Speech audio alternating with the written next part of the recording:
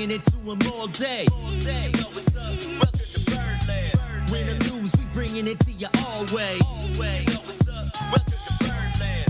Orange or black, we rebuild the pack. No matter where we at, you know we coming back. Section 336, we on this, so tune in. You know what's up? Welcome to Birdland. Yeah, welcome to Birdland. You know what's up? Welcome to Birdland. Now, here come the boys from Section 336.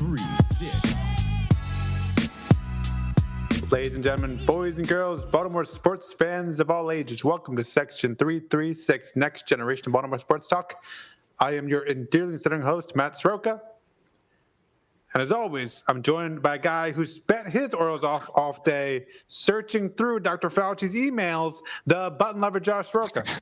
You're trying to remember, Matt, we've had this conversation. No politics on the show. People do not like political talk. Oh, are emails political now? Well, Fauci's a Nats fan. Oh, remember, that's he why. Threw out their first pitch and all. Yeah, we don't support Fauci and the Nats. No, I don't know what I assume that's what you meant with his emails, talking about Nationals. Yeah, I thought you were scouring for any mention of the Nats-Orioles rivalry there. I was looking for it, couldn't find anything. It was all this Wuhan crap. Maybe that's some kind of code word for the Nats. Don't know. That W, is that what that W's for? Oh, the curly W, the Walgreens. Yeah, I don't know anything about that, so I just left that part alone. All right, fine. I'm sorry no mention you like to the that. Orioles or Nats. Sorry to introduce you like that. I could have made any number of jokes about how hot Cedric Mullins. I put on Twitter that I compared Cedric Mullins' past couple games to that of slow pitch softball. Something we know a thing or two about, Josh. But Mullins' numbers are slow pitch softball numbers. Yeah, but he wasn't the Oriole Player of the Week. Did you see that? Yeah. His actually came a little bit too late in the week, I think. Yeah. Right. But Ryan Mountcastle was Orioles Player of the Week. So we have some fun stuff to talk about after recapping some miserable times recently. Yeah, it's been a tale of. That's just this week since we last podcast. Right. It's been a tale of two different stories for the Orioles. And yeah. it's So pretty wild. We'll have to get to that. You mentioned slow pitch softball. Yeah. And Friday, last time we talked, last week when we talked, I probably told you off the air that it was my playoff week for softball. So we played a game on Wednesday where my team lost, which means we got bumped to Friday where we had games at 7 o'clock. If we won, we would play at 8 o'clock. If we won, we would play at 9 o'clock for the championship. Okay. It's past my bedtime, but all right, go ahead. 7 o'clock game, we took into extra innings and won. 8 o'clock game, extra innings and won. 9 o'clock game, we lost in a walk-off. High-scoring games here or low-scoring defensive battles? Probably high-scoring, like 16 runs, I think, in the last game. Yeah. But so we lost. We got second place. But Friday night, I pitched over 300 balls. My body was so sore. Yeah. But what I really should have done is I wore pants tonight for the show. I should have worn shorts for the show. Because on Wednesday night, I had a line drive come back at me at the pitcher, and I now have this gigantic purple and black mark on my leg where I knocked down the line drive. Josh, there's a word for that. What's the word for it? I believe the word is karma. Oh, you mean hit a line drive at the pitcher? For your history of taking shots at the pitcher. Yeah. I hope you got into an argument with the hitter about it. No, well, the funny thing is that team I then had to play at the 9 o'clock game on Friday. It's a bad blood day. Again. Yeah. I'll show you after the show. I don't feel like taking my pants off on Facebook. Okay, please. Even after the show, you don't need to take your pants off. It's fine. I believe you. It's a well. So that was my week. Meanwhile, you put your house on the market we talked about last week, and you already sold it, right? Yeah, I mean, between the shows, like I put it on the market on Tuesday night. By Wednesday, I had an offer, and by, I guess by Tuesday, it took a week. By the next Tuesday, it was sold. So, yeah, it sold in less than a week. And when does Trey move in? No. We can talk about Trey later, but no, he's not moving in here. As far as I know, I really don't know anything about the buyer. But I think this is maybe a little bit above of what Trey. I mean, we have access to Trey's salary, and I think he could buy my house with one paycheck. So I don't think he's buying this house. He could. Besides, he doesn't have time. He's got to play baseball games. He doesn't have time to upkeep this yard. No. Which, by the way, I sold my house. He's got money to upkeep that yard. Yeah, I sold my house. Then yesterday I mowed the lawn again. It takes half a day to mow my lawn, and I feel like I'm a sucker. I'm mowing now for somebody else. Yeah, yeah. I'm totally. not pulling weeds though. I'll tell you that much. Right. Yeah, I agree. But we gotta get through all the home inspection stuff first. Oh well, that's where you mowed the grass. Oh yeah, I got we had that today. We had the home inspection today. Oh, that's not bad. And you're planning, when do you have to be out? July 1st. You got to be out July 1st, or they move in July 1st? We got to be out July 1st, and don't ask me where I'm going. Everyone keeps asking where you're going. What, you just assume because I'm leaving this house, I'm going to automatically go into another house. No, it's not that simple. The zany Burt Rohde had his entire life in a pod for 2 years. Yeah, that's going to be us here in a minute. Yeah. You can always come to Florida. Yeah, that's true. And you mentioned Trey Mancini. I do want to, Josh, I want to spend a good chunk of time talking about Trey Mancini. All right. Okay, I want to get into the trade or not trade Trey Mancini debate. I want to handle it tonight. Oh, I thought you were talking about the text of, hey, did you know this is where Trey Mancini lives that we got this afternoon? No, I want you to go off the record on this, Josh, because I got some more information there. I don't want to share. I don't want to get into that in the podcast. Because I was going to say, his neighbors, right? Now, sort of, apparently. All right, Josh. Again, I don't want to go there right now with you. Okay, I don't want to go there with you. Like this is the personal stuff. I don't want to go there. I know. But no, I want to get into because it should Trey rent or buy? And if I was Trey Mancini right now, I would probably rent. To be honest, as opposed to buying.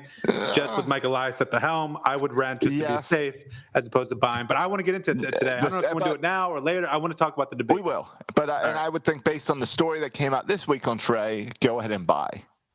Because they're spinning the stories of Trey is the face of this organization. And remember, when Rock writes, Rock is employed by the Orioles. Okay. He's employed by Masson. So when he writes an article about Trey stepping up as a leader and giving the speech after the 14-game losing streak and helping this team guide this team through that, that's the Orioles putting out that Trey Mancini is the face of this organization. Oh, cool, because I forgot he was on the Orioles between Ryan Mountcastle winning Player of the Week and between Cedric Mullins going 9 for his last 10 and hitting 3 home runs in 2 games. Oh, and today when they announced Grayson Rodriguez as the best pitching prospect in all of baseball. Yeah. Oh, and when Adley Rutschman had another home run over the weekend, bumping his OPS, I think, to over 1,000 now. Yeah. Between all of that, I forgot that Trey Mancini was still a player on this team. So thank you, people, for reminding us. I don't know where you're going with that one. Well, I'm saying he should rent. I think, okay. I'll go with buy. But we'll find out. We have that still listed as our topics for special episodes that we almost need to have the whole episode dedicated to. Yeah.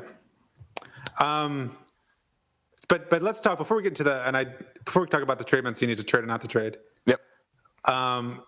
This half and you mentioned it, Josh, that this has been a tale of 2 weeks. The Orioles maxed out at 14 games.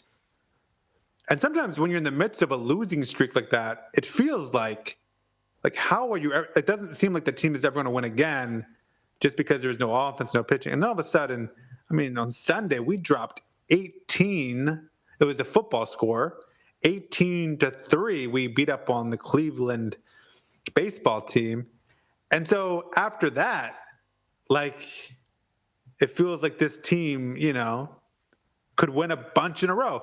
And the other thing that's concerning about the losing streak, Josh, if you just look at the schedule, I know you're a big schedule guy. Who's coming up? And you were pumping up the portion of the schedule that we just finished. Yeah, I know. As being a softer, and that's the part that we kind of lost for all those games in a row. I know. Against the Nats, against some softer teams, against the Twins, against some softer teams. No, and now we got the Mets, the Rays, the Indians, Blue Jays. We got the Houston. Mets who are in first place, the Rays who are in first place. The Indians, who are in second place over 500, that we just had, you just won that series. So the schedule actually gets a lot harder now in the coming days. But the signs are encouraging, specifically with our offense. I mean, we talked so many episodes. How many episodes in here did we talk about Ryan Mountcastle's struggles, right? And that seems like he seems like he's figured it out, right? It seems like he's kind of gone through that little slump. And sometimes these slumps, we say how with Trey Mancini, these slumps can happen and take place over an entire season, right? So at some point, you just start to write off the season for Ryan Mountcastle. But no, he's turned it around. And then we see what happened with Cedric Mullins. And I don't even want to hear, is Cedric Mullins an all-star? That's a dumb debate. Is Cedric Mullins an all-star? The only question is Cedric Mullins the starting center fielder in the All-Star game? And if you look at his numbers, he's first in all bunch of offensive categories. He's playing Gold Glove caliber center field, and Mike Trout's injured. So you can't. I do not see an argument that Cedric Mullins is not the starting center fielder in the All-Star game. I've got an argument. Yeah, what is it? He's an Oriole? No, the MLB All-Star voting is stupid. And it's not based on stats. It's based on fan popularity. Yeah, you know what? We've been so out of the All-Star discussion. I literally don't know how All-Star games work now. So I know the fans vote him in. I don't think they're hanging chads anymore. I know the fans vote him in. I know there's no hanging chads anymore. I know you can vote a million times on the internet. Right. But, do the fans vote for the starters? I believe so, yes. So they decide who's starting? Yes. And then the managers or whatever can pick some other people. Right. Yeah, or the players or something. Yep.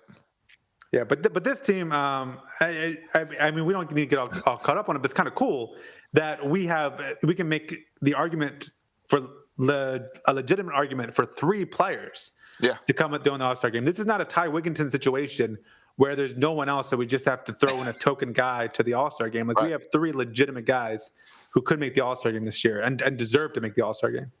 Yeah, it's true. And even when you look back, now that we've won some games and we put up a bunch of runs, and you look at that losing streak, a lot of those games we were close and we were in. And it was just some bad luck that continued that streak.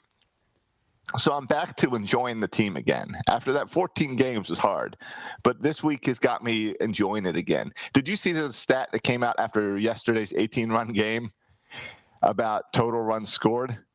No. For the season? Who do you think has the Orioles? I'll tell you, the Orioles are 20th in all of baseball for total runs scored. Oh, I think I know where you're going with this. Yeah.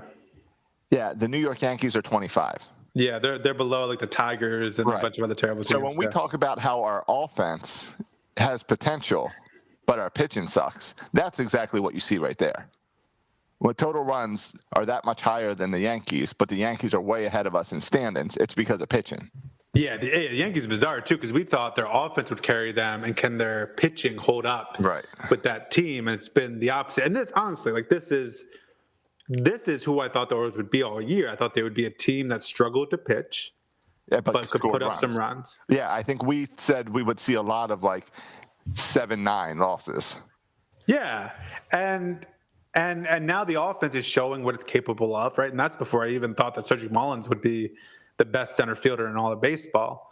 But I just thought this offense had enough firepower with Trey Mancini and Santander, and if Austin Hayes would ever get healthy, and Ryan Mountcastle, of course, that I thought we had enough offensive power to compete. And you look at our starting rotation, was never built to compete. But I'm more, to be honest, Josh, I'm less surprised when we take 2 out of 3 from the Indians than when we get swept by the Twins. I expect us to be competitive and win games because I think we have enough talent. I don't expect us, I don't go to we're rebuilding, so it's okay we lose every game. I mean, I see this team as having young pieces that are going to be part of our future that are talented enough to compete with these teams. You also see us getting healthy a little bit, in the bullpen, right? With Hunter Harvey being back. I think that's a big boost, a big boon for our bullpen is the return of Hunter Harvey. I know. Hopefully, Austin Hayes will be back in the lineup too. But I think health is a big factor as well. So I'm excited. I'm excited about.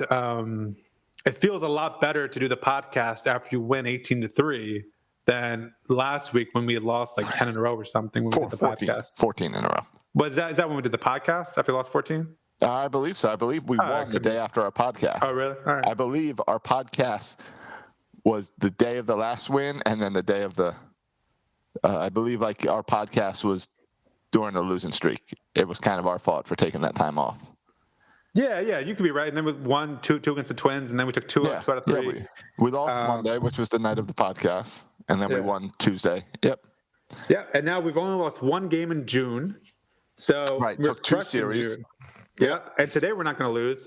So the streak continues of just being dominant in June. And tomorrow we take on the Mets, which in theory I think we can beat the Mets. We don't have to face Jacob deGrom in the series, which is good. Anytime you can avoid Jacob deGrom. There's going to be another Matt Harvey, pitching against the Mets. Hopefully that goes better in round 2 than it did in round 1. Right, that'll be Wednesday. It's Zimmerman Tuesday, Harvey Wednesday. Yeah, and Zimmerman's a guy that's kind of hard to figure out for me. Sometimes he looks really good. Other times he looks, like he should be back in AAA. So I think he's a guy that's, I think, still kind of finding himself while he's pitching for the major league team. Right, and that's fine. right. That's fine. I'm okay with that. Now, the big breakdown for that one loss this week, as we're just getting all the news out fast, is John Means. And him hurting himself getting hurt Saturday. Clearly, as soon as he started pitching in that game, it was obvious that something was up. Yeah, it's weird, right? Like that. And what day was that? Wasn't that Saturday? I believe it was Saturday. Okay. Yeah, it's just weird, right? And then you come back. Saturday. You come back the next day because that was a game we lost, a bullpen game. And then you come back the next day and you score 18 runs. Right. So good bounce back for the Orioles. But yeah, I think they said that, he's been dealing with this thing for seasons. Like this is not the first time it happened last year and the year before that, like this shoulder soreness. And I don't know, like it's like when someone says that, I feel like they're trying to say that to comfort you. But I'm not sure, like, that's comforting me the way you think it is. Like, to say that this is something that happens every year, if that's supposed to make me feel better about it, it doesn't really make me feel better about it. You know what? It's one of those things that I will never understand as not being a major league player. It's just like when a blister takes out a pitcher. Well, I will never understand. A blister maybe a little bit because I can understand in my head how that'll affect things. But a sore shoulder, I feel like you just get a cortisone shot and you go out there. Yeah, and that's a little bit weird, right? Because, like, I just assume at this point in the season, every pitcher's shoulder is sore, right? It's like who's throwing 100 pitches and their shoulder's not sore? Right. It's like me saying I was sore from playing softball on Friday. But, like, if we had a game on Saturday, I'd go out and do it again. You just fight through it. So I don't understand major league how that's worked. Yeah, but clearly it seemed to affect and people talk about it affecting his changeup because he can't get the same extension with the shoulder. So but I think I think it must be even hard for John Means, right, to identify because I don't know, like I'm sure his shoulder's sore a lot, but how is it like at this point? It's too sore for him to pitch effectively when sometimes it's sore and he can still pitch effectively. I think it's a tough thing. Yeah, I think it's something. I think it's mental. And I think it's mental. Hear me out. There you go. You see Josh going to speculation. Here Josh goes. No. Hear me out. Speculation weeds. Maybe mental's not the right word. I disown everything you're about to say, but go ahead. No. I want no part of it. Have you ever had like you don't even realize it, but because you like hurt your leg or something, you're walking with a slight limp, and you don't even realize it, but it's like your body kind of protecting your leg, and someone else might point it out to you, and you don't even realize you're doing it? Sure.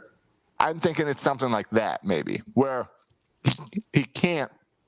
Pitching is so much about repetition and arm motion and getting that perfect arm motion that if it's just a hair off and you're used to going this way and then your hands is just a centimeter off, everything's gonna turn slightly different. So if your shoulder's sore, your body's probably, even without you thinking about it, making a slight adjustment to protect that shoulder, and that can screw everything up. Does that make sense?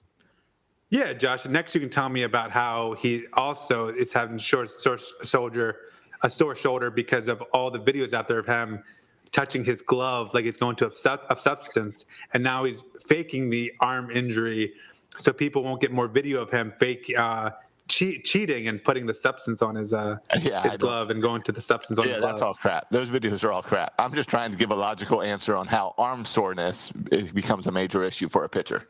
Yeah, and there is, like, again, this is the question we talked about that we don't know. Like, will this happen a lot in July and August, September? Because right now we're just about to get past to the point of the amount of games they played last year. Yes. Right. And that was the whole talk, right?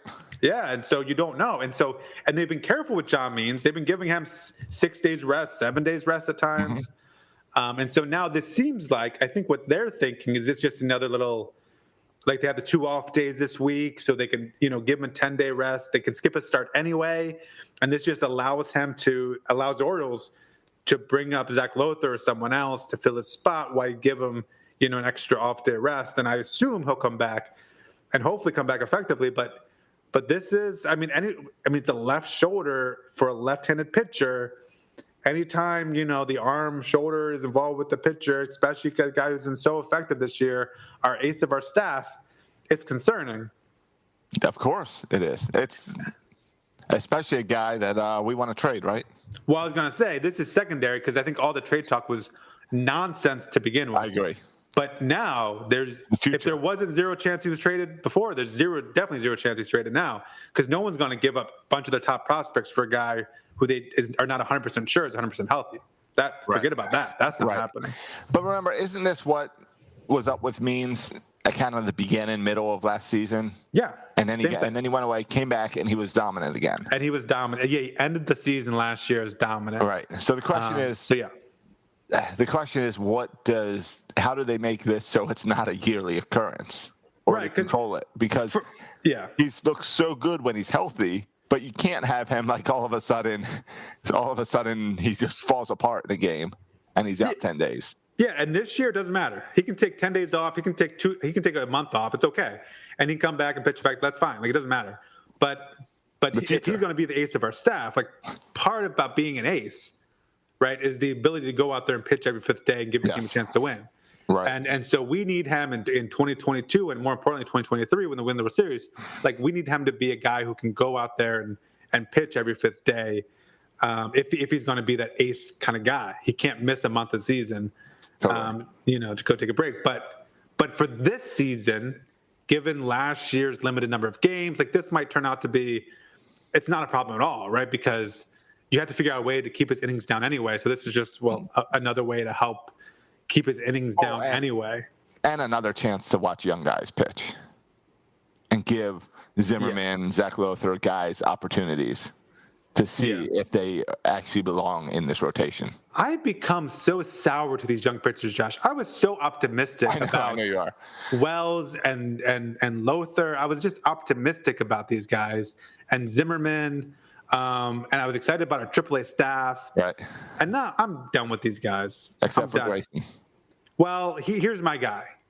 There's one guy in AAA who I care about. He pitched yesterday, was super effective, just came up from AA. Kyle Bradish. That's the guy. He's a pitcher. And then Rodriguez and Hall. Okay, Rodriguez, Hall, and Bradish. Yeah. So if you want to call someone up at the majors, call Bradish up because he's AAA. Any of these other pitchers, I don't care about anymore. I don't care about them. I'm done with them. And none of those guys, Rodriguez, Hall, none of those guys are projected to be ready next year.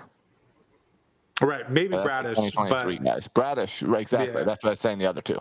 Yeah. You hope. I don't know. Like you like Hall just was moved up. I mean, Rodriguez was just moved up to Bowie. Maybe you move Hall up to AAA soon. I mean, Rodriguez was dominant in his first start at Bowie, so you wonder how many starts. So you hope maybe both those guys can end the season at Norfolk. And I would argue, like, I don't understand why Adley Rutschman's still at AA. And that was my follow-up question, is we're now in the month of June. Yeah. Shouldn't Adley be at AAA by now? He should. And he's done everything he can at AA. Right? And I heard someone say this. I don't remember where I heard this, but I thought this was really smart.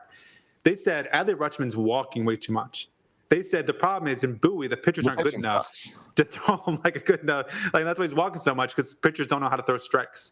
I mean, you look at the minor league games, you see so many walks in the minors. Right. So get him out of there. Get him up to Norfolk. Yeah. I think the only reason, Josh, I can think of is they like keeping him with Hall and Rodriguez the next two future like stud pitchers for the Orioles, so you can kind of get used to them. You get you know how to call their game, Right. build a relationship. That worked for Wieters.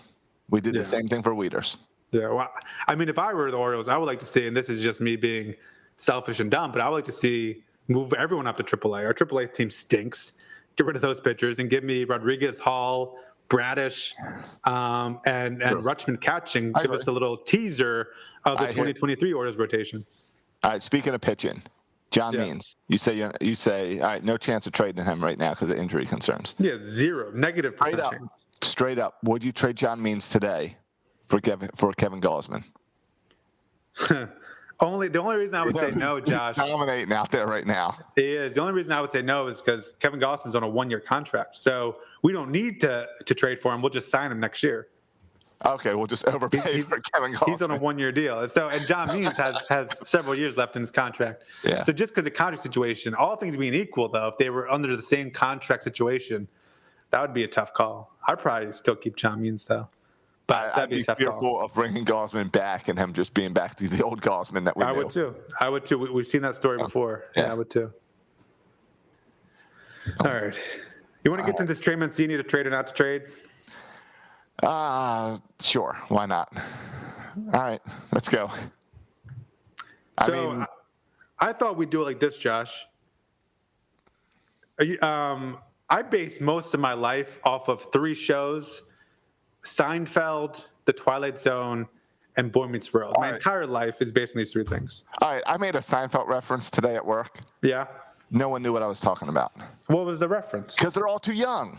Oh, yeah.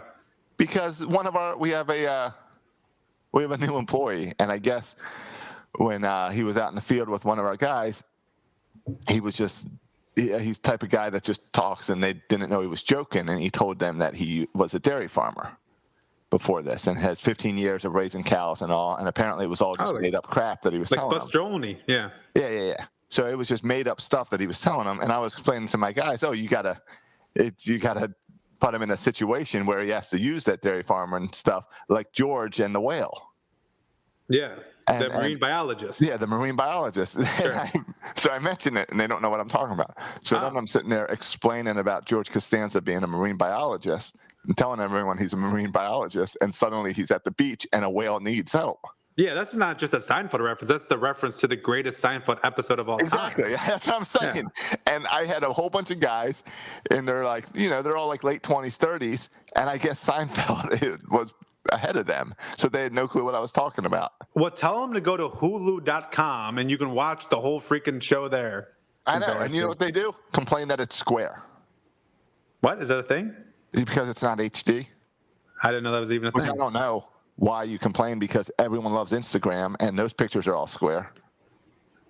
You're telling me that when I watch Seinfeld, it's a different screen or something than when I watch a different show? Yeah, remember when we were growing up, TVs were square. Now so it doesn't fill up the whole screen? I don't know. I haven't watched I watch Seinfeld on Hulu all the time. I never noticed anything weird about it. But maybe it's in a square. I don't know. I don't pay attention to this. I think there's bars on the side. Or did they update it maybe? I don't know. I don't know. I don't know. It's one of those things I have on the background and don't pay attention.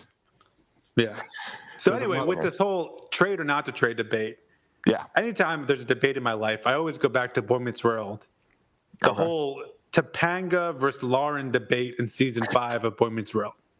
Okay, but you're not taking Trey on a ski trip. Right. I know. But Josh, how Sean and Corey decided, do you remember how they decided whether he should go with Lauren or stick with Topanga? No. Jellybeans.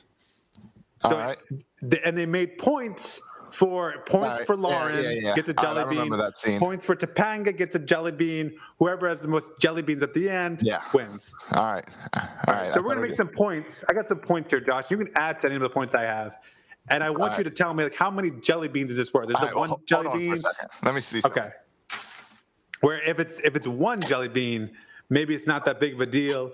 But if it's 2 jelly beans, it's more important. And if it's 5 jelly beans, it's very important. But go ahead, Josh. What you got? Do I need to go grab my jelly beans? They're in the other room. Oh, I was going to do. I don't have. I don't know anyone who actually keeps jelly beans in the house. I've got some jelly beans in the other room. Okay, can you go grab them? You want them?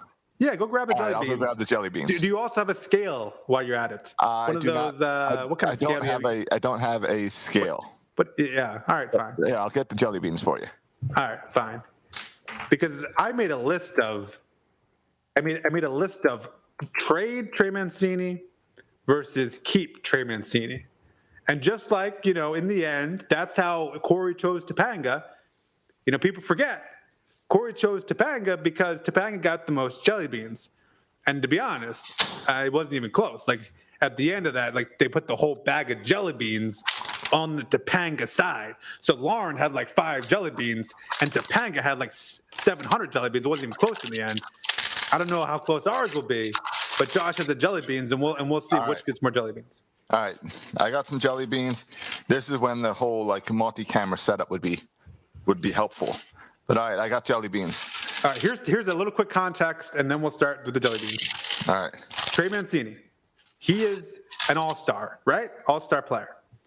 Okay. He's 29 years old. This year, he's making $4.75 million. He's signed under contract through arbitration years till 2023. All right, so you have him this year and you have him next year, and then 2023 he becomes a free agent. He's making $4.75 million, which actually is the highest paid guy currently on the roster, which is kind of crazy. But that's the situation with Trey Mancini. Okay. So the two options are you can keep him and either like keep him and re-sign him or keep whatever. Just keep him, re-sign him, keep him and let him walk, whatever. Or in July, you can, or right now, tomorrow, you can trade him. All right. Okay. All right. We got the context. Right. Trey Mancini. What are we going to do? All right. I got the jelly beans ready. Let's start with trade him. All right. All right. The main argument, right, is given that he's an all-star and given that he has a year and a half left on his contract, every day you wait, his trade value goes down. So right now, his trade value will never be higher. All right. That's one eggnog jelly bean for Trey Mancini. Ooh, eggnog, nice. Yeah, Everyone loves the eggnog jelly beans. Holiday favorite jelly beans. That's why These are jelly beans that have not been eaten. Exactly. All right. All right. So on the other side, you have Trey Mancini. He is a veteran leader on a team full of young players that will get kind of younger and younger each year as this rebuild continues. So a veteran, how many jelly beans does a veteran leader on a baseball team get you? Oh, well, if we're doing one for just his highest trade value, Yeah.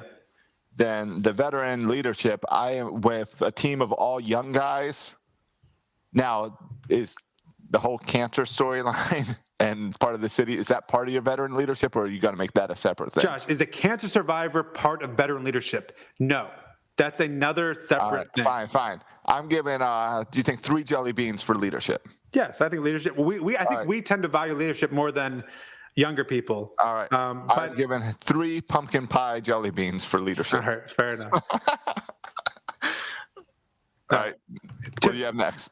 To trade him, he doesn't play a premium position, and so he would be easy to replace, right? Because he's a DH or first base or left field. We already have guys on the major league squad that can play his positions. Exactly. So he doesn't play a premium position of need. We have other guys who can take his spot.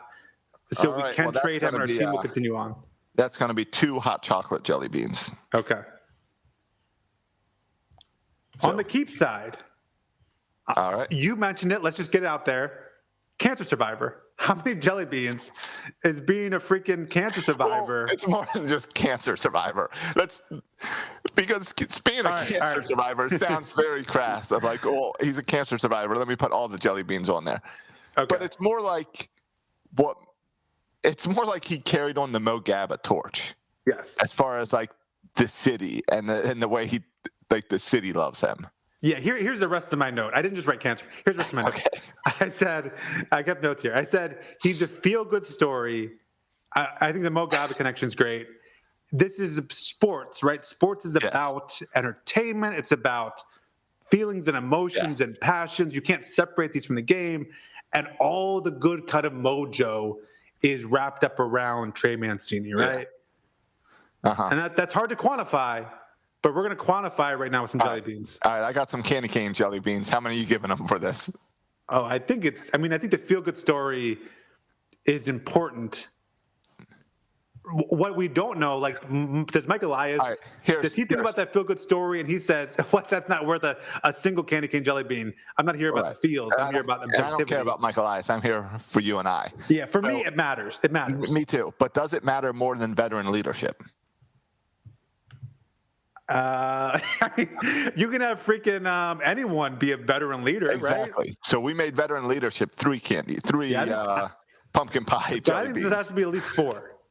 So you're putting cancer survivor above veteran leadership. Josh, anyone, I could go in there. You're 40. You go in there being veteran leader. Well, that's true. Last year it was Chris Davis. Yeah, like, what does that mean? So we're telling we're not going to trade Chris Davis because he's a veteran leader. Fine, 4 candy cane jelly beans into the do not trade for veteran for cancer. That's just me saying. All right, I don't like to trade players who have the feel good stories. Right.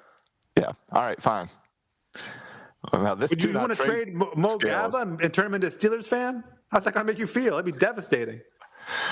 Okay. Yeah. Kind of like when Ray Lewis was going around and going to Dallas and stuff.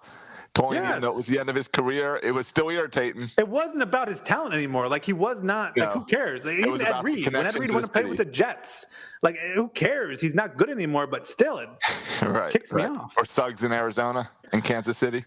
Yeah, there's a lot of examples. All right, so now back to trade. Yeah. And I think we screwed up with the first. What was your first item for reason to trade? His trade value has never been higher. Right. We only gave that 1 jelly bean. I think that should have been at least 2. Okay. And because I want to add to that, his trade value can never be higher. And kind of with that, I don't know if this is a separate one or part of it. If you look at our team, Josh, I don't think you're trading Mullins or John Means. You're not trading those guys. There's no one else to trade. There's not a lot of high. You're not going to get a top 100 prospect for anybody else. Like, you might get one for Trey Mancini. You're not going to get one for anybody else. Right. Everyone that you hoped to reestablish their career and trade them didn't work out. Yeah. So the other reason to trade them is, so far, if you look at the minor leagues, the early returns. We don't know anything definitive yet, but the early returns say that Mike Elias has a really good eye for prospect talent. Like, this seems to be one of his gifts, that he can identify young, talented players. All right. And so when you're Mike Elias and you're trading Trey Mancini, you have more confidence that you're going to get a really young, talented player, because Mike Elias has a knack for finding and acquiring and identifying young, talented players. All right. That's 2 cranberry sauce jelly beans. All right. For Mike Elias acquiring young talent. All right. The other thing to keep Trey Mancini is he's an Oriole lifer. I don't know if that matters, but he was drafted by the Orioles out of Notre Dame, went up the ranks, played at all the minor leagues, and then has played his entire career with the Orioles. We come from Cal Ripken. That's who we grew up watching. Right. You don't see him like Cal Ripken anymore, but I think, does it matter, Josh, that he's a freaking Oriole lifer and we can make him an Oriole lifer? I don't know. We don't see that anymore in baseball. I think of Chipper Jones in Atlanta. I think of Cal. I think of, I guess, Adam Jones. I'm only giving 1 for that. 1 jelly bean. Okay, that's fine. For Oriole lifer. Because I feel like that's very similar to all the stuff we did for him being part of the city and all that. Okay, that's fine. But that's all.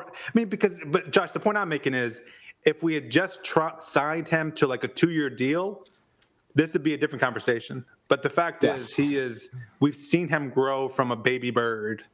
Yep. I mean, we talk about his first home run game when his mom was there and, in the front row cheering. Right. And you're right. That kind of goes with the feel good story stuff. All right. To trade him. And here's the big one, Josh. Our window to win the World Series, as we talked about it, starts in 2023. That is the same year he's gone. Yeah. So why would you keep him when your window to win happens when he's gone anyway? Good point. Well, if you keep him, you have to extend him. Okay, so this assumes an extension. Right. Which is more money. Right. And what's going to be my next point, but we can mention it here, Trey Mancini at that point, at 23, will be 31. So you're extending a 31-year-old first baseman / DH. Right, a 31-year-old that doesn't really have a position. That doesn't bring defense to the table, speed to the table. 3 more Jellybeans for Trey Mancini. Okay. Argument to keep him. Speaking of extensions, the Orioles right now are not spending any money. We can afford, at this point in the rebuild, if we wanted this offseason sit down with Trey and give him a couple years at the end of his contract, so he's an Oriole until he's 33 and can be there for a couple of years of that window, we can afford it because right now he is, I mentioned before, he's the highest player on the current roster. Obviously, we're still paying Chris Davis, but he's, on the IL, so he's kind of technically not on the 40-man anymore. And we're still paying Alex Cobb somehow. But as far as player on the team, like Trey Mancini's the highest paid at $4.75 million. We can afford. He's not going to be super expensive. He's not going to be like we can afford Francisco Lindor, right? Like we can afford to tap on $15 million for a couple more years at the end of this contract. And it's before all the Adley Rutschman, the Grace Rodriguez come up to their arbitration years, where they'll be super expensive. So the timing works out. If you wanted to extend Trey Mancini, we can afford to extend him. So maybe that's a reason to keep him, that the money works out. All right. How many Jellybeans you giving for that? I don't know, one or two. It's not a big deal, but it's 1 or 2. All right, I'm going with 1 because that's what I was thinking. All right. That was a hot chocolate jelly bean, by the way. All right. In case you're keeping track. On the other side of the salary, he is, I mentioned, if you take away Chris Davis, who's not in the 40-man because he's on the IL, you take away Alex Cobb because he's in California, he is our highest paid player. We're in the middle of a rebuild. We want to keep costs down, so it makes sense to trade away your highest paid player, who, by the way, is just going to get even more expensive next year. Right, with arbitration. Right, and if you re-sign, it'll be even more expensive. So don't you want to trade these guys and save the money and spend it when you're ready to compete? And we're not quite ready to compete yet, so it doesn't make sense to trade them now because of that. Yeah, but I'm only giving 1 jelly bean for that because your salary right now is so low that it doesn't really matter. I agree.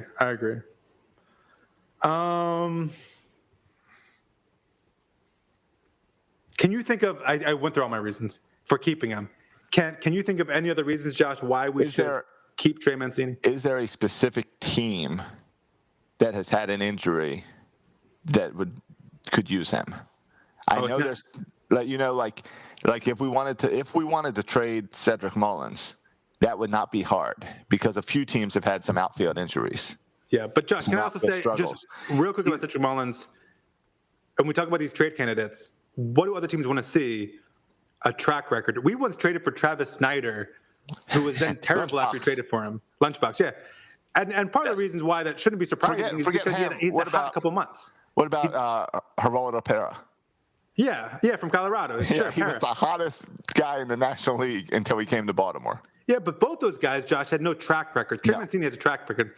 I don't think any team is going to give you near the value for Cedric. They're not going to trade for him like he's the best center fielder in baseball. That's not where you're getting back for Cedric Mullins because people don't believe it because they've only seen it for a couple months.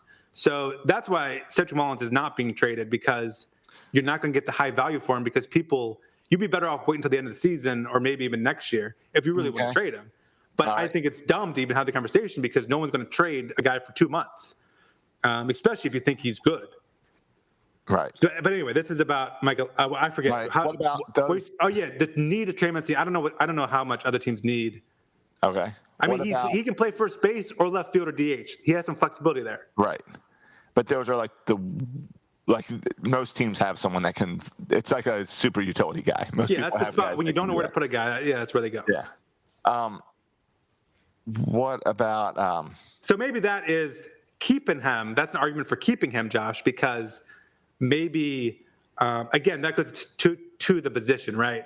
Where he doesn't play a premium position. So maybe the trade demand would be a little less for him than it would be if he played shortstop or something. Right. So I'm throwing one in there. What about fans, that the fans will all get upset if you trade Trey Mancini? Yeah. I thought about my keep category. I actually typed it out. I typed out like attendance, and then I laughed to myself and deleted it because attendance isn't getting any worse if you trade Trey Mancini. No. And all those people will complain, but all the people that complain are stupid. Yeah, and you can't take fan favor into how you build a team. Really? You want to win. I mean, you do as ownership, but like you said, attendance is already low. You're not going to lose. Everyone that you're going to lose from trading Trey Mancini, you already lost.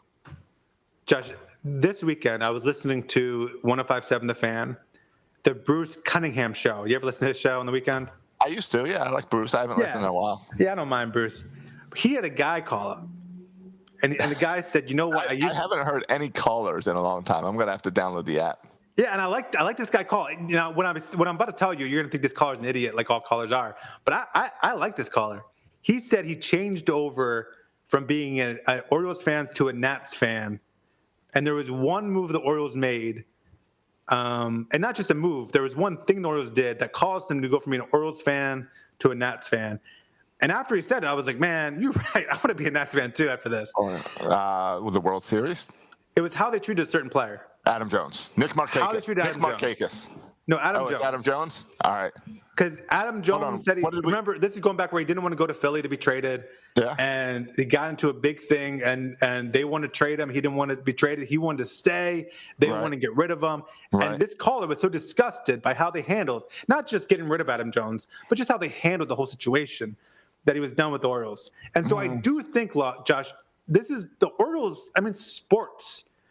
We all can't be like Bert and just root for the jersey. Some of us actually get attached to players. And I think for like a 12-year-old boy whose favorite player is Trey Mancini, don't tell me it doesn't make a difference that he has an attachment to Trey Mancini, and you got to be objective here. And that 12-year-old fan's feelings doesn't matter because this is a business. Don't give me that nonsense. I think that matters. I don't know. I think it matters to that 12-year-old fan, and it matters to that 12-year-old fan's father. But you can't run your team that way. If you did, then you would re-sign everyone's favorite players. I agree. Like Hyun-Soo Kim would probably still be playing here alongside Ryan Flaherty. Would be a starter. I agree, and I would have re-signed Brian Mattis. But you can't do that. But Josh, let me ask you this question. Adam Jones. Hold on. Back up. Was it the right time to get rid of Adam Jones, the baseball player? Well, since then, he has not made it in Major League Baseball. He's been playing in Japan. He played 1 year with Diamondbacks, now he's in Japan. What does that tell you? And there's people who watch him in Japan and say, oh, look, he has good stats in Japan. He should be back in the majors. That's a step down in baseball. Yeah, I know. But it's more than that. It was how it was handled, Josh. Like when he said he didn't want to get traded to Philly. I get it. The Oriole fans and management lambasted him for not doing what's better for the club by being willing to be traded, when really he just loved the Orioles. And why are we lambasting this guy who loves the Orioles? Kids out of school and stuff. Yeah. Yes, and he's just really. He's married, I think, a Baltimore girl, like very involved in the community. Right. I understand all that. I was more offended, and maybe it's just me, but I was more upset with how they handled Nick Markakis. Yeah. Because especially since we've seen Nick Markakis put up many more good years in Atlanta. Yeah, and it came with some folks used with the neck issue. Yeah, it was BS. Yeah, so I can see that as a fan, but I don't know if management takes into account what will the fans think of this. Yeah, I think they do if it would affect attendance. The Orioles had 5,000 people at a game this week. Yeah, it's not good. Trey Mancini will have no impact on attendance. It can't be worse. Yeah, but Josh, let me ask you this very simple question, and I agree with you. Like, you can't make every decision based on emotion. This is why I would be a terrible GM. Right. But it's like, probably you can't make every decision based on one Jellybean. Yeah. But Josh, one Jellybean, and here's why. Tell me, what would feel better to you as a fan? To win the World Series with Trey Mancini playing first base, or the win a World Series with some random free agent playing first base? Hold on. That's not a fair evaluation. Because you don't think it would matter? No. You don't think it would matter? No, as long as you win the World Series? Here's the proper evaluation. Okay. What would make you feel better? winning the World Series with some random guy playing first base, Yes. or making it to the playoffs with Trey Mancini? Which one do you care more about? No, you're twisting my words around. You're twisting it. You're twisting it around. You're not, because remember, in order to trade Trey Mancini, we bring in prospects so we get better players. So hold on. So you can't say, well, what happens? Because guess what? If you're doing that, it would be really cool to win the World Series with Ryan Flaherty. You can't. I mean, you can't say win the World Series with this guy or win the World Series without this guy. But all things being equal, Josh, you'd rather have that guy on the World Series team. Sure, but I'd rather Jim Palmer be on the World Series team with Cal Ripken Jr. and Brooks Robinson at 80 years old on third base winning the World Series. You can't say that stuff, because the whole point is, if you're going to trade Trey Mancini, it's to bring in prospects so that you can win the World Series. So you can't say, well, all right, you're going to win the World Series. Do you want to do it with or without Trey? You can't do that.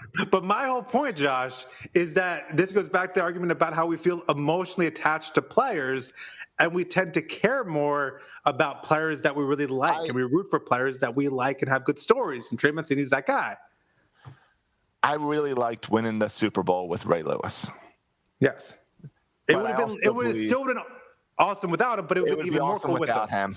But I also believe that his veteran leadership and him stepping up helped get that Super Bowl win. Yes.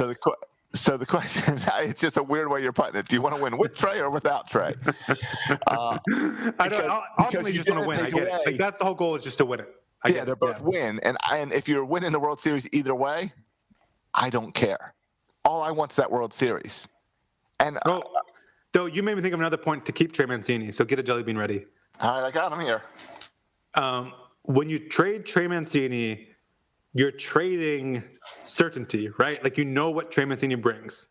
30 home runs, going to get close to 100 RBI. He's going to bat 275. Like, you know what you get with Trey Mancini.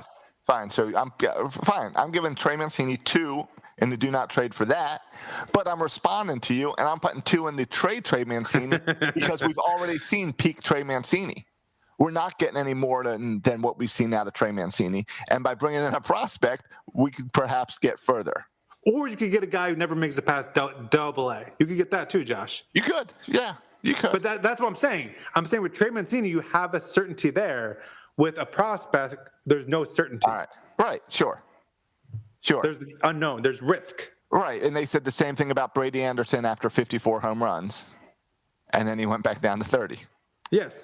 And then they said the same thing about Manny Machado, and you traded away a guy you knew, Manny Machado, and you got back prospects who turned out to be and that's our special July episode that we're doing. Yes, and that was not under Mike Elias, because Mike Elias would identify better talent for that trade. Because in the past week, we did release Zach Pop, who was one of the key parts of the Zach Britton trade. Yeah. So when you talk about things that fail. No. Zach Pop was part of the Manny Machado trade. Really? I thought he was Britton. No, he was no. All right, well, he's gone. Yeah. And Yusniel Diaz, where's he at? He's, I don't know, somewhere in Sarasota. He's on the IL, yeah. Yeah, I know. Yeah, he's taking time off. Yeah. All right. Well, do you know how these jelly beans add up? No, let's go and add them. All right, let's see. All right. On the Trey Mancini side, we got 1, 2, 3, 4, 5. Because I don't know how I feel about Trey Mancini, so I will follow the jelly beans. All right, we got 12 jelly beans for Trey Mancini.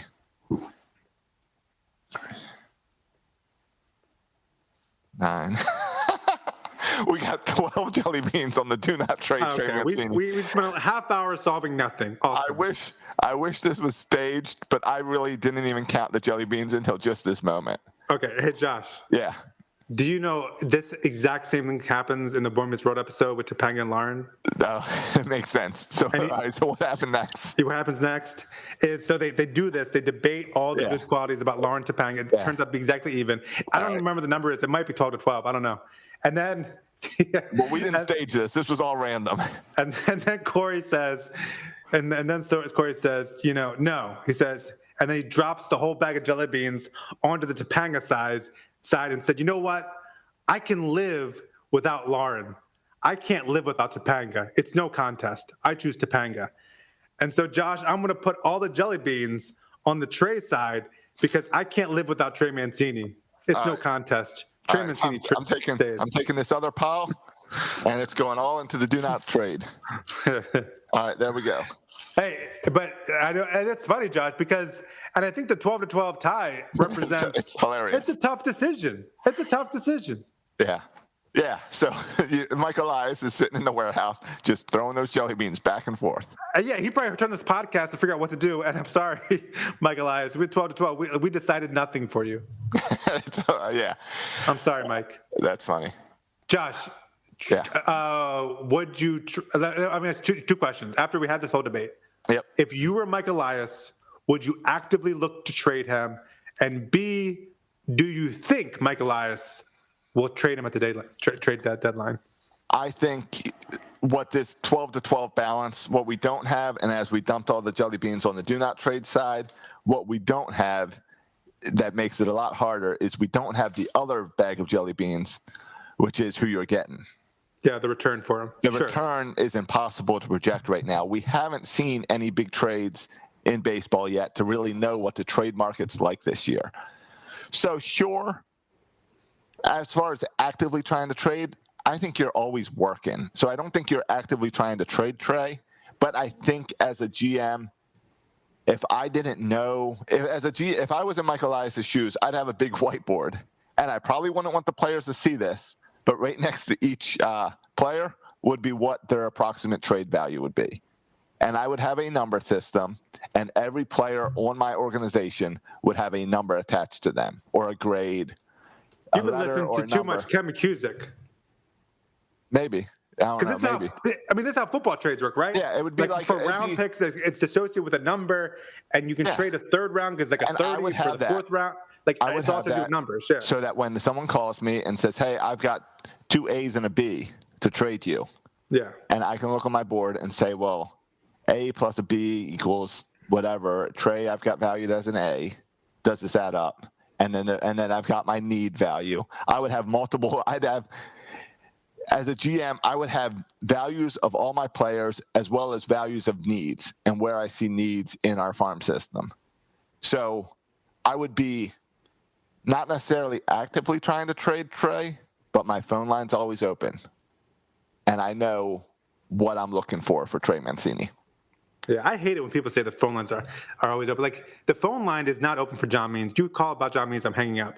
If you call about Jigga Mullins, I'm hanging up. That's a lie. The phone Judge, I'm hanging up. I'll make you a deal right now that you'll say yes on John Means. Okay, first of all, you won't because the phone's already hung up, so you can't. You'll be talking to a dial tone. But hold on. But really, I want John Means. I'll give you. I'm the Nats GM. I'll give you Strasburg and Max Scherzer. Judge, I'm not doing that because Max Scherzer's on the last year of his deal, and he's like 50, and Strasburg is the orchid who can't stay healthy. So no deal. All right, Josh, what I'm saying, Josh, what I'm saying, you know what I'm saying, Josh, stop being dumb. I'll give you Shawnee Ohtani. Josh, shut up.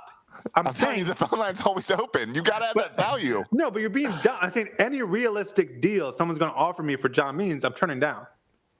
No, but that's where you have your value trade of what's realistic. Yeah, but no one's going to offer me what I think John Means is worth, or what I think Cedric Mullins is worth. So I'm not wasting my time. I'm hanging up. Okay.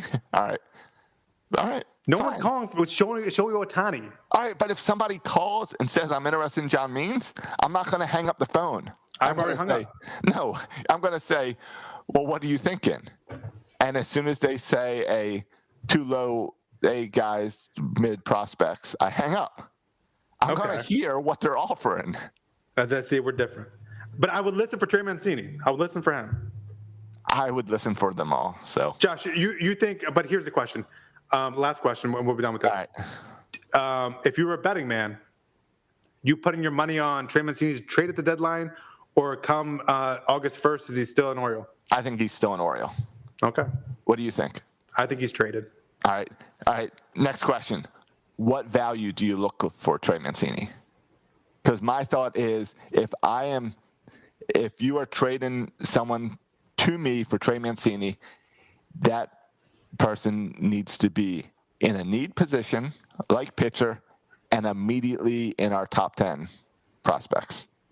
Okay.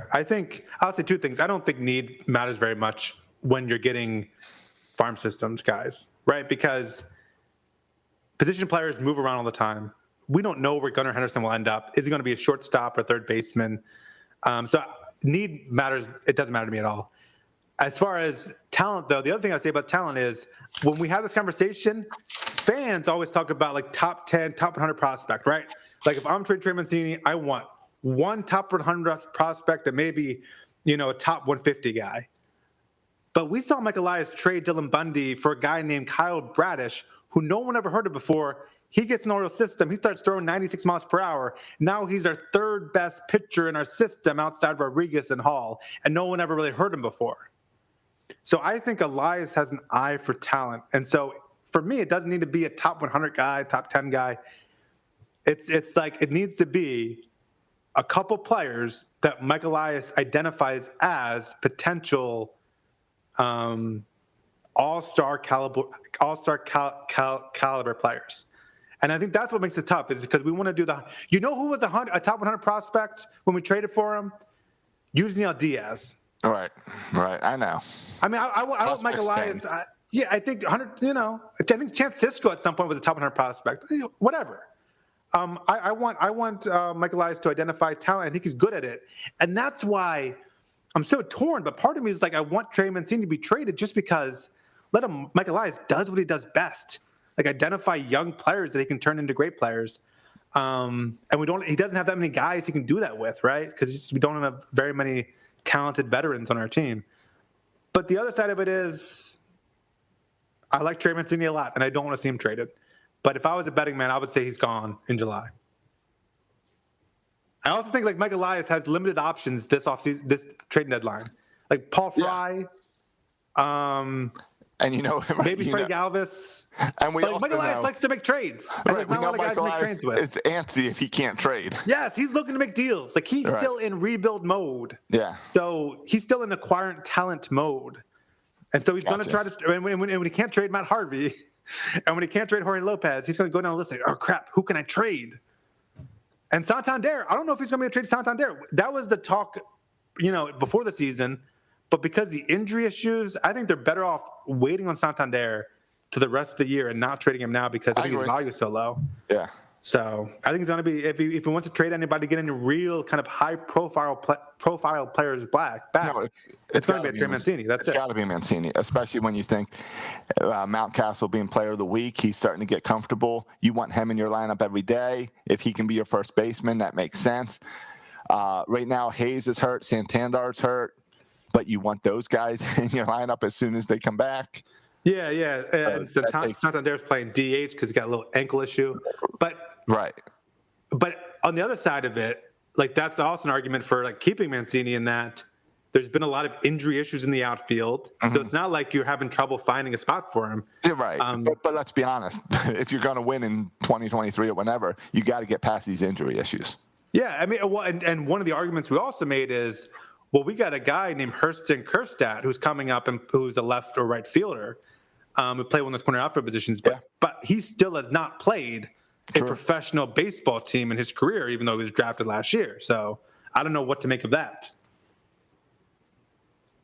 Gotcha. So and Yusniel Diaz can't stay healthy. So maybe our outfield is not as deep as we once thought it was. Right. Yeah, that's a good point.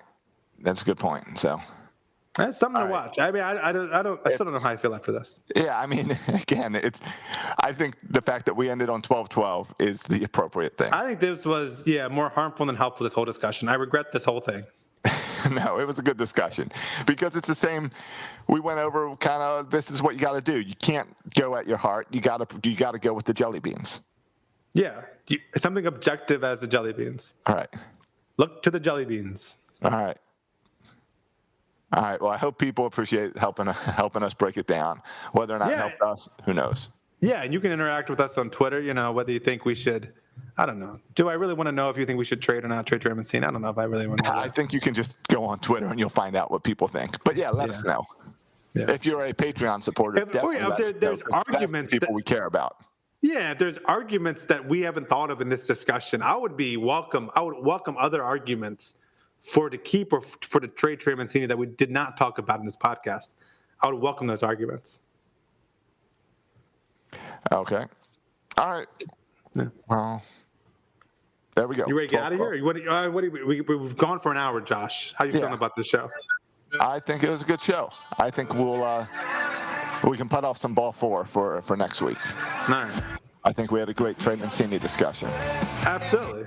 It was a long time coming. We need to have it. Now we can settle it. Yeah. And we don't need to talk about it anymore.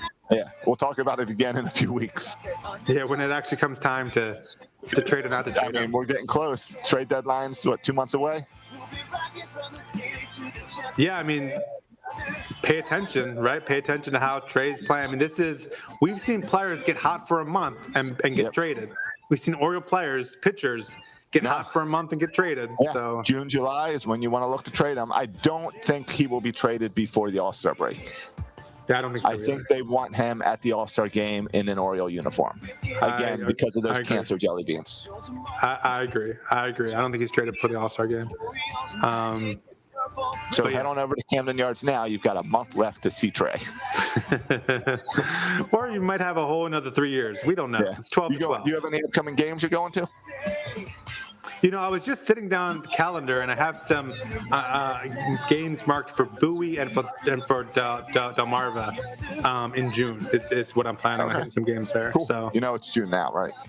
Yeah, I know. I have one more day of school, Josh, and then the summer begins. Your summer begins tomorrow? Yeah. Wow. Well, my girls don't get out till Thursday, and I always thought Florida got out before everyone else. Well, because you probably didn't have any snow days. We had 0 snow days because they were all online days. Gotcha. But yeah, but don't tell my wife. But like, I'm already. The summer break hasn't even started, and I'm already ready to go back to school, just so I don't have to watch my kids all day. Well, yeah, and packing up the house. Oh yeah, don't get me started. All right, boys and girls, thanks for listening to another episode of Section 336. Josh, looking forward to see your title. I would suggest it has something to do with Trey Mancini when you write the title. Wait, you really don't know what the title of this episode will be? Oh, Jellybeans? Jellybeans. It's obvious. You can follow us on Twitter at Section 336 Show. Yep. Or you can follow me on Twitter at Section 336. You can also follow Josh on Twitter at Josh Soroka. Thanks for listening, boys and girls. And as always, go O's.